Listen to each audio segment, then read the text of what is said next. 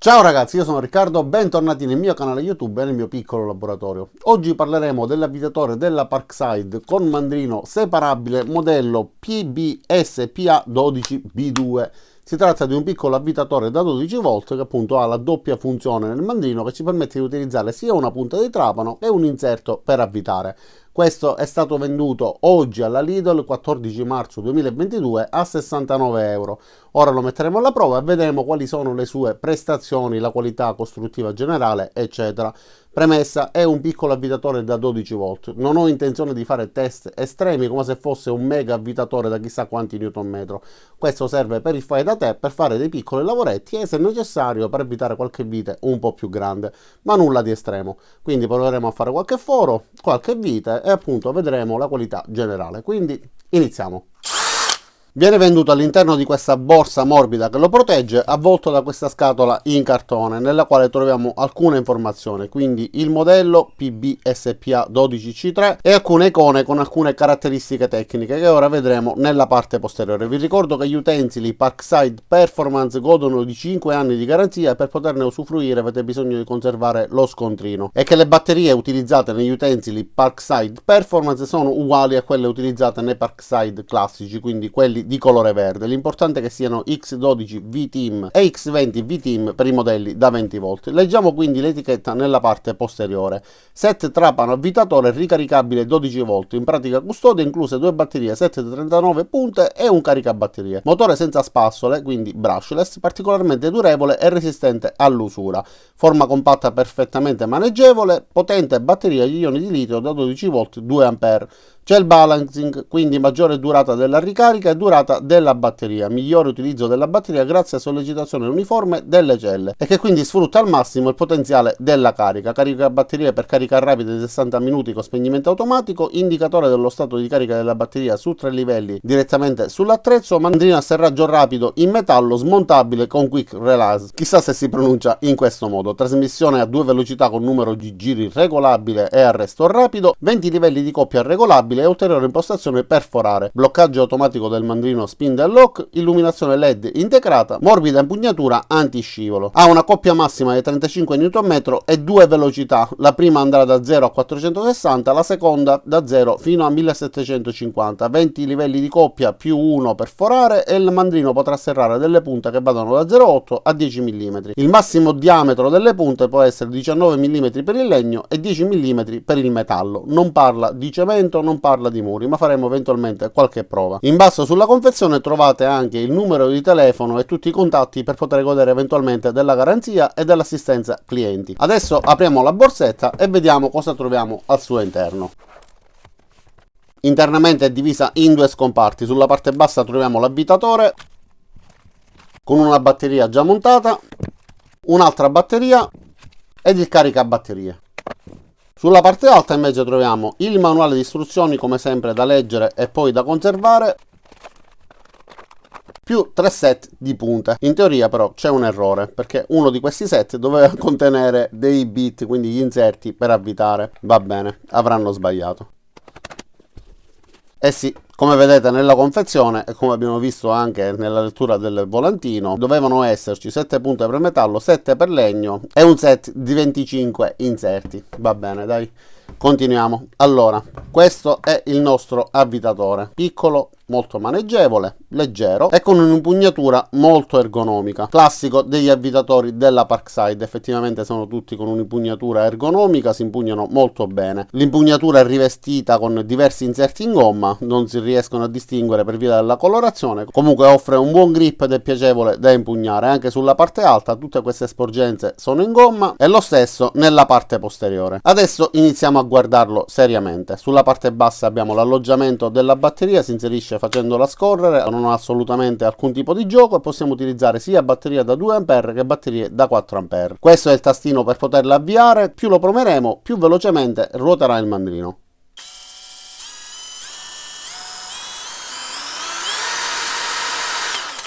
Sopra lo stesso tastino troviamo un indicatore di livello di carica della batteria con 3 LED. Questo invece è il tasto per cambiare il senso di rotazione per poter avvitare e per poter svitare. Queste sono le prese d'aria per il motore, come vedete essendo un motore brushless non emette assolutamente scintille.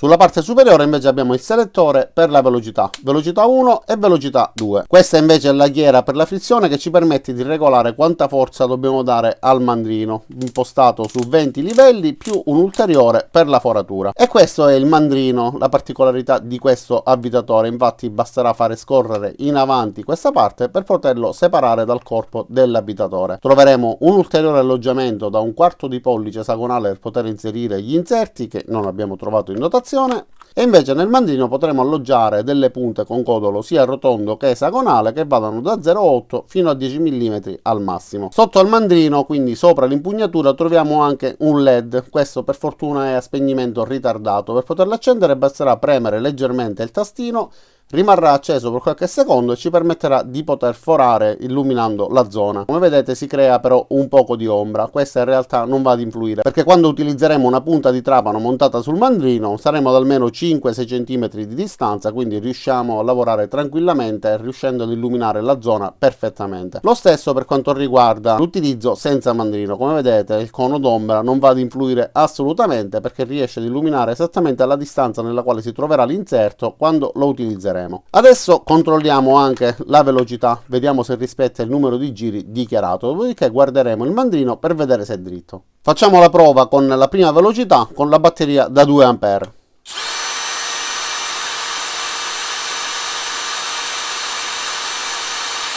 ...430 giri su 460, ci siamo. Proviamo adesso la seconda velocità.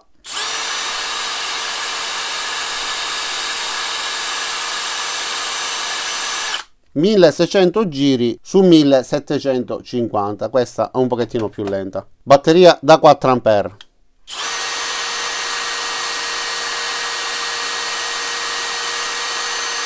Quasi invariata alla prima velocità.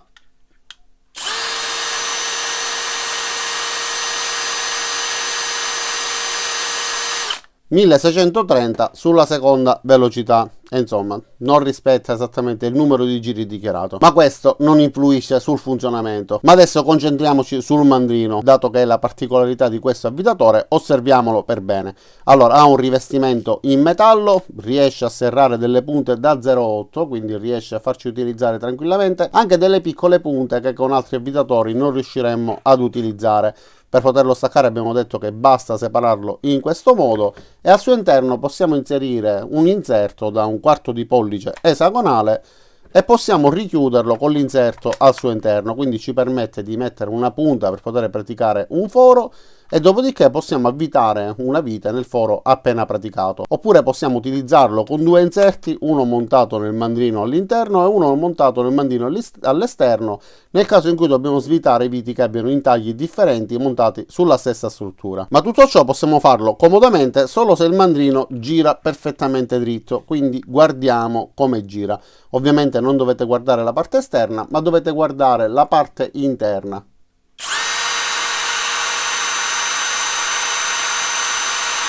Come potete notare, la parte esterna sembra girare fuori asse, la parte interna invece sembra dritta.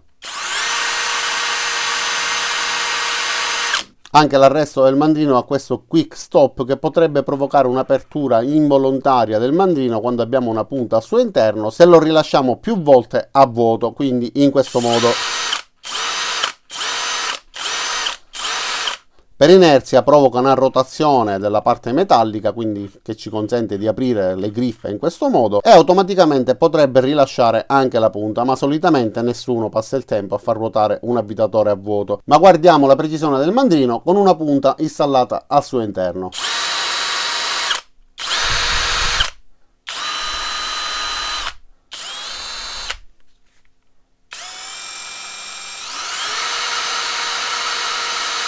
Ok, per me gira dritto, non è il massimo, però gira dritto, 99% sono soddisfatto. Sempre riguardo al mandrino vi ricordo che un leggero movimento è del tutto normale, perché l'avvitatore ha un mandrino separabile, quindi non è innestato in modo solidale, ma semplicemente funziona con uno scorrimento che gli permette di alloggiarsi e bloccarsi con delle sferette, quindi un minimo di gioco deve esserci, ma non va ad influire sul lavoro, perché mentre lo stiamo utilizzando ovviamente la stessa punta stabilizzerà la rotazione. Viste queste caratteristiche Dopodiché non resta che fare un paio di prove di foratura e un paio di prove ad avvitare alcune viti. E allora, essendo un avvitatore nato per un utilizzo hobbistico, io voglio vedere quanto sia preciso prima di vedere quanto sia potente.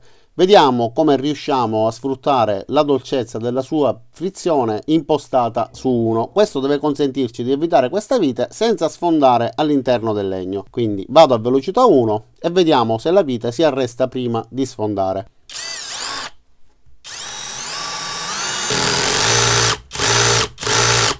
Come vedete rimaniamo con la testa della vite leggermente fuori ed è quello che l'avvitatore deve fare quando lo utilizziamo con questa impostazione. Adesso la tolgo e provo con la frizione impostata su 5.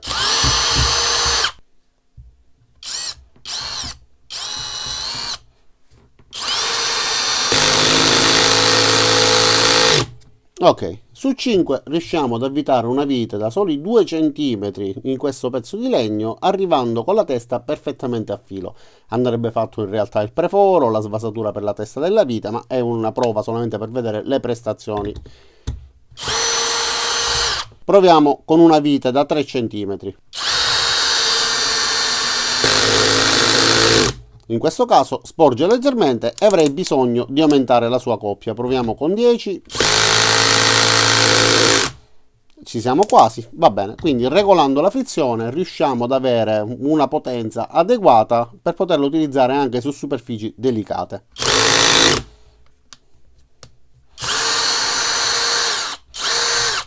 Adesso ho impostato la frizione su 20, proviamo ad avvitare questa vite da 6 mm per 80 mm di lunghezza, dopodiché proviamo con una vite più grande.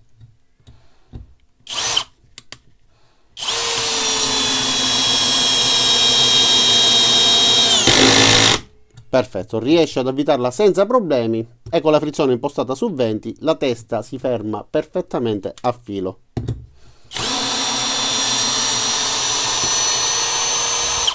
Ma non avevo riflettuto che stavo utilizzando ancora la batteria da 4A. Questa non influisce sulla precisione ma solo eventualmente sulle prestazioni. Aumenta ovviamente anche la durata e l'autonomia della batteria, quindi batteria originale che viene data in dotazione da 2A. Facciamo la stessa prova.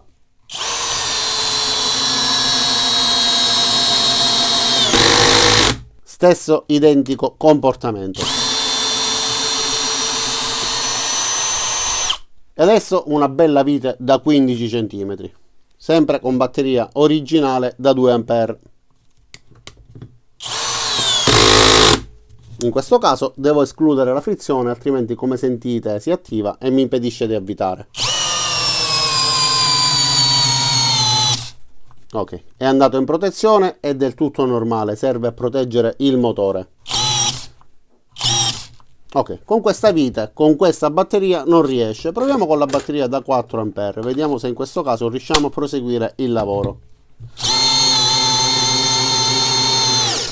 Ok, con la batteria da 4A cambia musica, riesce a lavorare perfettamente, quindi le prestazioni dell'utensile ci sono, però ovviamente ha bisogno di essere equipaggiato con una batteria più potente.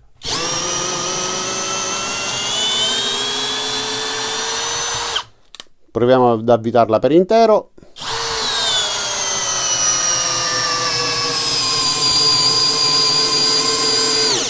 Ok.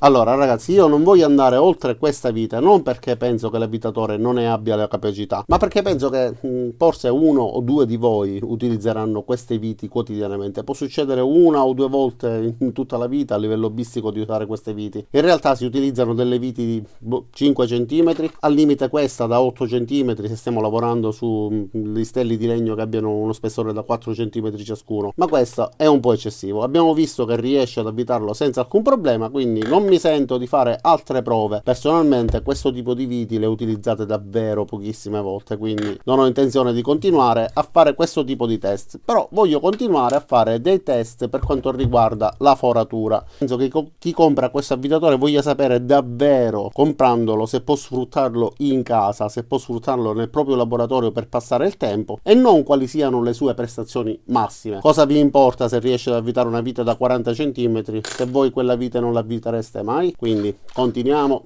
e vediamo.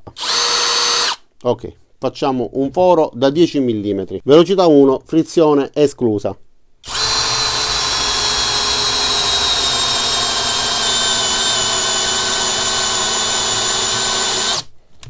Vi ricordo che ogni tanto si devono far fuoriuscire i trucioli arretrando la punta. Io non l'ho fatto ed è riuscito ad arrivare perfettamente in profondità per tutta la lunghezza della punta. Altrimenti, come vedete, si impasta tutto. Va bene, proviamo anche a velocità 2, però ho continuato a utilizzare la batteria da 4A, adesso lo farò anche con la batteria da 2A. Ovviamente in questo caso arretrerò, cercherò di far fuoriuscire i trucioli, perché in seconda velocità è come se mettessimo una marcia più alta, quindi ha più velocità ma meno coppia.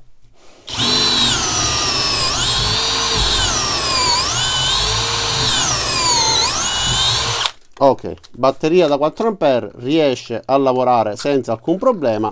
Adesso mettiamo la batteria da 2A, stavo togliendo la punta. Ok, proviamo con velocità 1.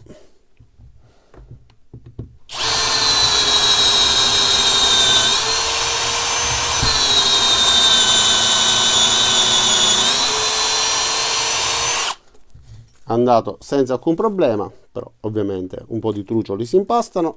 Andiamo a velocità 2.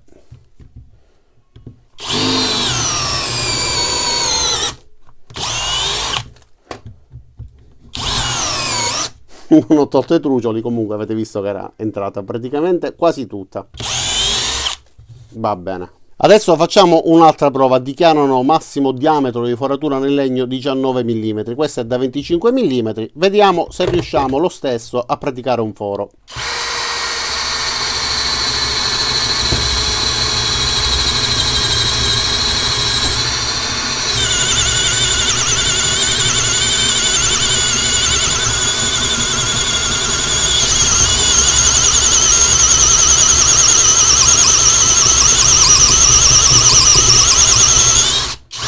Ok, è riuscito a praticare il foro da 25 mm. E allora ragazzi, adesso farò una prova che io ritengo quasi estrema. L'ultima volta che ho provato un evitatore Parkside Performance da 12 volt sul cemento l'ho bruciato. Questa volta voglio fare una prova senza spingermi troppo oltre. Se capisco che va in difficoltà, dato che non nasce per fare questo tipo di lavoro, eventualmente mi fermerò. E ovviamente se riesce a forare il mattone, riuscirà a forare anche il classico mattone forato di casa. Questo è l'unico punto dove non sono presenti altri fori, nemmeno dalla parte opposta, quindi inizio velocità 2, modalità foratura.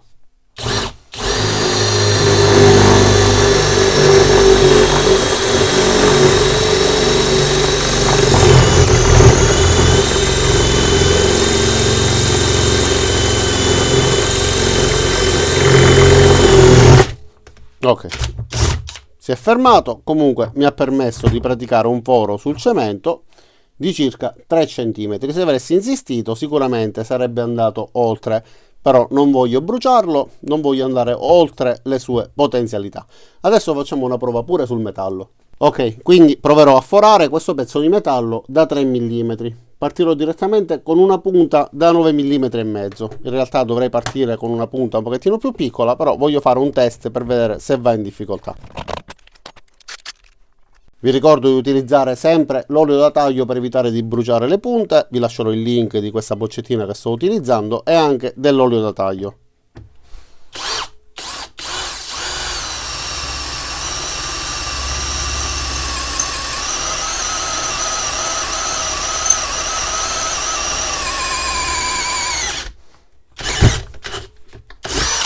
Ok, è riuscito a forarlo. Dichiara 10 mm, è riuscito a fare 9 mm e mezzo senza problemi. Ovviamente, dato che nella parte interna avremo un alloggiamento esagonale da 1/4 di pollice, possiamo utilizzare tutti quegli inserti con lo stesso tipo di codolo e tutte quelle punte per trapano che abbiano questo codolo esagonale che combacia perfettamente. Però considerate che in questo caso la punta non viene stretta, quindi facendola ruotare ovviamente ruoterà un po' storta, un po' troppo. Ed è una cosa del tutto normale, però se proviamo a metterla all'interno di un foro ed avviare la rotazione vedremo che invece ruoterà dritto. quindi non dipende dalla precisione del mandrino, ma proprio dal fatto che in questo caso non viene trattenuta e quindi è libera di muoversi. In questo caso possiamo utilizzarlo per praticare un foro, però quando tireremo verso fuori c'è il rischio che si sfili, quindi in quel caso dovremo ruotare in senso antiorario, ma io vi consiglio di utilizzarlo più che altro per gli inserti, per avvitare. Ma vista questa caratteristica di questo mandrino che ci permette di staccare la parte frontale e utilizzare quella centrale, mettiamolo alla prova. Quindi possiamo praticare dei prefori, dopodiché avvitare delle viti.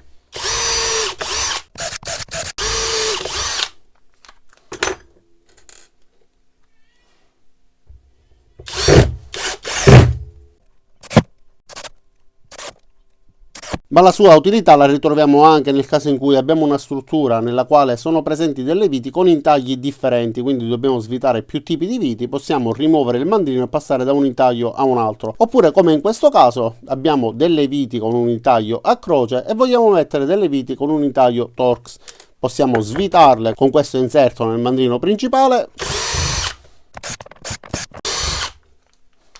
e utilizzare l'inserto Torx per poter avvitare le viti con l'intaglio differente.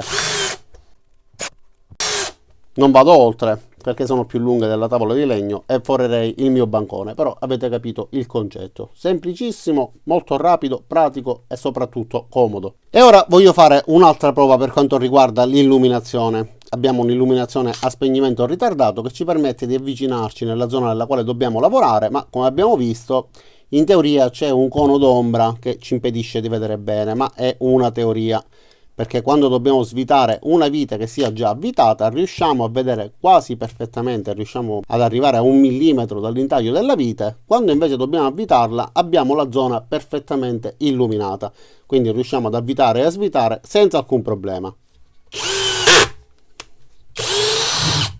Per quanto riguarda l'utilizzo con la punta di trapano, il cono d'ombra aumenta come spessore, ma come vedete riusciamo ad arrivare perfettamente dove la punta di trapano tocca la superficie. Quindi possiamo lavorare sia in una che nell'altra condizione, illuminando per bene la zona di lavoro. E allora ragazzi, che dire di questo piccolo avvitatore con mandrino separabile? Abbiamo visto che funziona bene, abbiamo visto che è molto comodo da utilizzare per via della separazione che ci permette di utilizzare il bit al suo interno. Prestazioni di tutto il rispetto, 35 Nm, secondo me per un utilizzo normale hobbistico all'interno di un laboratorio questo avvitatore è davvero molto indicato. Abbiamo la possibilità, come avete visto, di utilizzare anche le batterie da 4A che danno uno spunto in più, ma anche con la batteria da 12A si lavora benissimo. Secondo me le prove con viti grandi, fori particolarmente grossi eccetera sono divertenti da vedere, però quando uno vuole sapere effettivamente se un utensile può essere utile in casa, e in quel caso allora si può sviare qualcuno, perché provando ad avvitare una vite da 30 cm possibilmente l'avvitatore non riesce, si dà un giudizio negativo e la gente poi magari non lo compra perché pensa che non vada bene, sia per questo come per tanti altri tipi di avvitatori. Quindi se mi capitano fra le mani avvitatori particolarmente potenti, possibilmente farò quel tipo di prove, ma quando la mia intenzione è farvi capire effettivamente se un avvitatore, un utensile in generale, può andare bene per le esigenze normali di un utilizzo domestico, e allora mi limiterò a fare delle prove normali. Detto questo, spero che questo video vi sia piaciuto, vi sia stato utile. Vi invito ad iscrivervi al mio canale, mettere mi piace al video cliccando sul pollicione in su qua giù, cliccate anche sulla campanella per attivare le notifiche e ci vediamo ai miei prossimi caricamenti. Ciao da Riccardo e a presto!